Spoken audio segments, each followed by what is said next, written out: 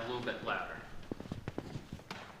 Now I can imagine two Roman soldiers standing close to Jesus when Jesus says from the cross, "Forgive them, Father, for they do not know what they are doing." I don't even know the names of these supposed Roman soldiers, but I'm going to call them Remus and Romulus. Remus looks at Romulus and says, "Do you think he's talking to me?" And Romulus says, "Oh, I don't think so. We know exactly what we're doing. We're carrying out our orders." Simple as that. I titled this sermon today, "To Forgive or Not to Forgive." That is the question. So, let's talk about forgiveness. What it is, what it isn't. If it's always possible to forgive or not to forgive. What do you need forgiveness for? And what if we need to forgive God for something that's happened to us? The psychologists generally define forgiveness as a conscious, deliberate decision to release feelings of resentment or vengeance toward a person or group who has harmed you, regardless of whether they actually deserve forgiveness or not. The following is an example of reconciliation through forgiveness. My former wife's father, whom I dearly loved, was on his deathbed. They had 9 children. And everybody was there. His wife was there, 8 of the children, but 1 was not there. She was absent. And they were all standing there waiting for him to die. He was on his deathbed. He was not communicative anymore. And the phone rang, just out of the blue. The phone rang, and his wife picked up the phone, and it was the missing daughter. And somehow, Ken, his name was Ken, knew it was his daughter. And he grabbed the phone out of her hand and held it to his chest. And he just held it there. He squeezed his eyes closed. And he just laid there, and he held it for like 3 minutes. And everybody around the bed were just getting kind of like, this is kind of creepy. What do we tell the person on the other end? So finally, he just let go of the phone. And his wife picks up the phone and says, "Mary, I'm so sorry for all that dead air. That must have made you really uncomfortable." And Mary said, "What are you talking about? We had the best conversation we've ever had. He told me that he wished that I could have been here today and that he didn't want me to feel any guilt about it. And he forgave me for not being here. And he and I not always had got along that well. And we talked about all these things, and it was so good to hear him speak to me in such a loving way." You know, he died shortly after that. And they were all there, and they were able to give their goodbyes, and she felt healed by this. And you know, you listen to this, and you say, how could this be? This is a real story. It actually happened. I'm not making it up. His forgiveness made all the difference in the world between both he and his daughter. Interesting story. True story. Is it always possible to forgive someone, though? Is it always possible?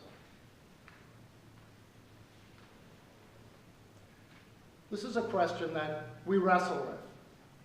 Sometimes we're unable to forgive. Sometimes we forgive without even hardly thinking about it. And these are kind of opposite ends of the spectrum. What about a case where 2 people have done or said something to each other, and each person feels wronged? They walk away wanting an apology. I've been there. I've disagreed with somebody, and that person and I have each walked away angry with the other person and thinking, well, I'm going to get an apology from this person, and it doesn't come. Maybe a week later, you get together with this person again, a little trepidation, and you start talking about the incident, and you find out that the other person felt exactly the way you did. They felt wronged. They were expecting an apology, and it didn't come. And In those cases, usually, and this sounds a little bit, what's the word for it? Not genuine, but I usually go ahead and just apologize, just to make peace, because my relationship with that person is so much more important than a petty squabble. Then I wonder, what would have happened if I didn't say I'm sorry? So what do you need forgiveness for?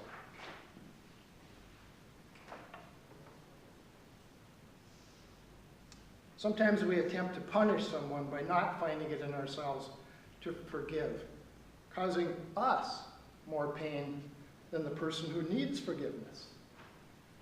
I know someone who went through a very difficult divorce. He initiated the divorce after years of dedication, and the wife in this case felt that she could never forgive him. It's been 20 years since then, and still, at a fairly young age, her health is failing her, and she needs quite a bit of care from her adult children. But yet she hangs on to that idea that I'll never forgive. I was listening to the radio last week, it was NPR, and they were talking about how feelings of resentment can be damaging to us at the cellular level. It can affect our mental well-being as well as our physical. So, should we let vengeance and anger define our lives? In her case, it does seem that it does. But her husband, her ex-husband, could use her forgiveness. Does she have to forgive him? No. Do we always have the need to forgive? Again, no. Forgiveness, simply for forgiveness' sake, is not forgiveness at all.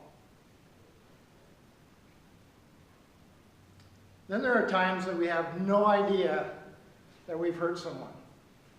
We go through life thinking that we have all of our ducks in a row, and bam, we're faced with a situation that we've created and didn't even realize it. I'm going to just call that being clueless. I've been there. In my former life, that is my career, I at one time ran the training programs for initial license training at Prairie Island Nuclear Generating Plant. I had to push students hard to get them prepared for the testing process to become licensed operators at the facility. Operating that plant is a great responsibility, and not everyone is cut out to be in charge of such an immense amount of energy.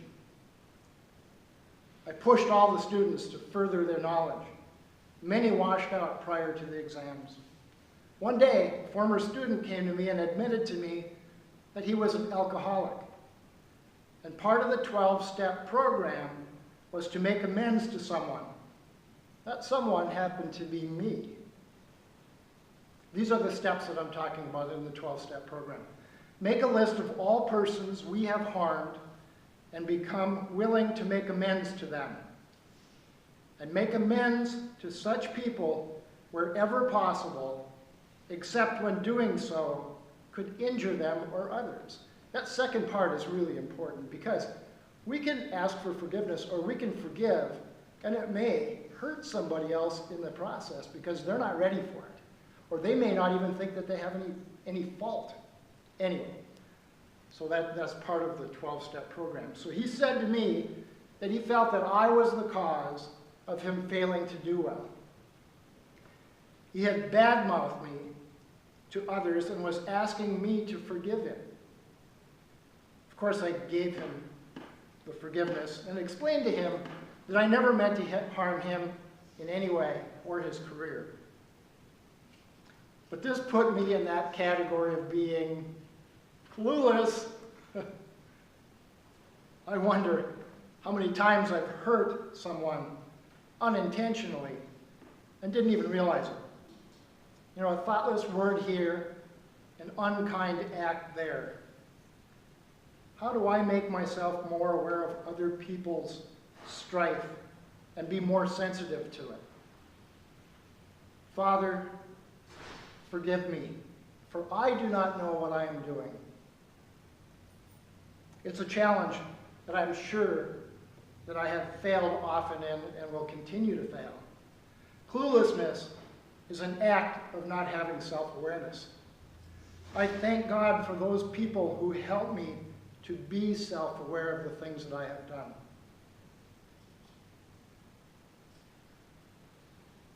Sometimes we are so hurt by an event in our lives that we have a hard time not blaming God. When I was 11 years old, my father and mother were going to a Christmas party.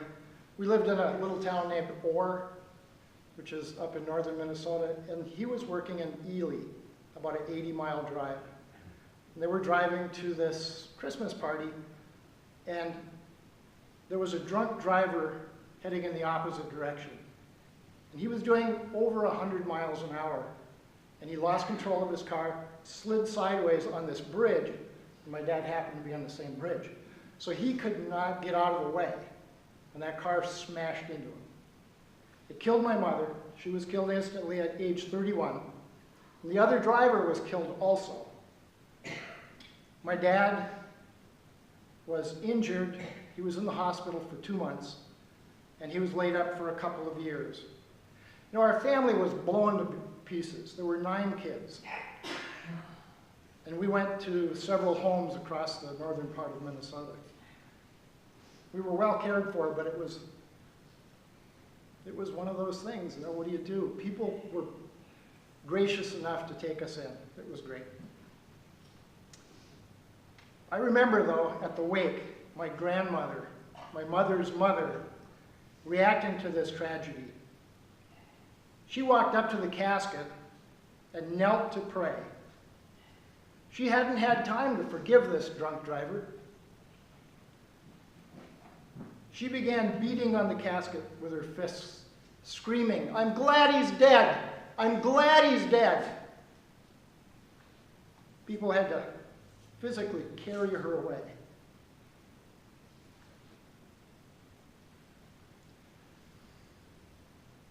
Something's happened, and you wonder where God is in all that.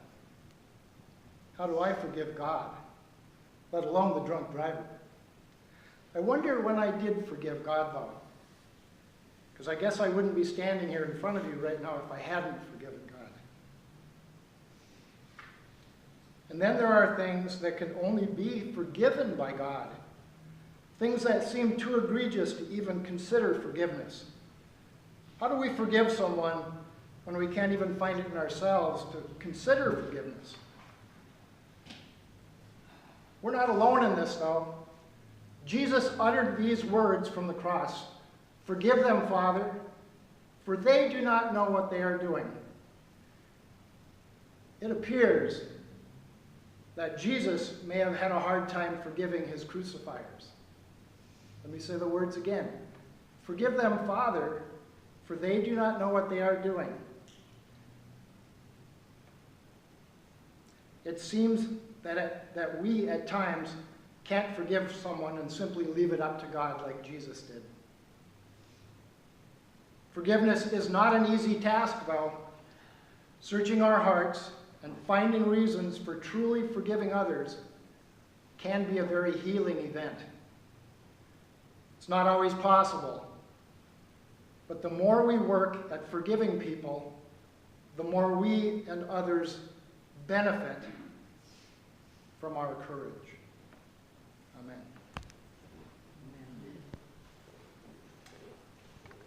Okay, then you have it. You want to talk it? No. Gospel in general. It seems like a more appropriate gospel for Good Friday. How come it's lopsided?